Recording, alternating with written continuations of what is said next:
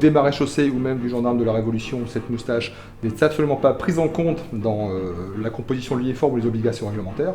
Tout change dans les années 1830. En 1832, elle devient obligatoire pour tous les militaires.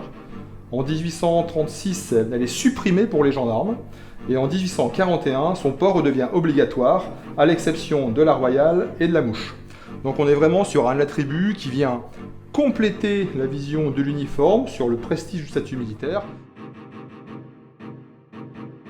En 1946, on vient réglementer la forme de cette moustache. Elle doit obligatoirement être taillée en brosse, ce qui met un peu fin aux formes un peu exotiques qu'on peut trouver aux moustaches, celles qui remontent en crochet, ou etc.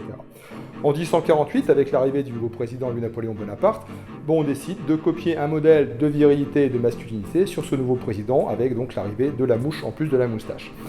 En 1858, on décide encore de réglementer beaucoup plus la forme de tous ces attributs.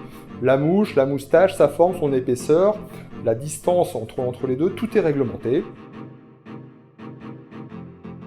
En 1914, avec l'entrée en guerre, elle redevient obligatoire. On peut imaginer qu'elle est un signe de virilité exacerbée et elle permet aussi un côté un peu utile, c'est-à-dire dans les tranchées, je pense que le militaire ne pouvait pas se raser à sa guise tous les jours avec tous les accessoires d'hygiène. Donc le port de la moustache règle au moins un premier problème pour l'hygiène des poils. En 1933, toute obligation liée au port de la moustache, de la barbe, des favoris est supprimée.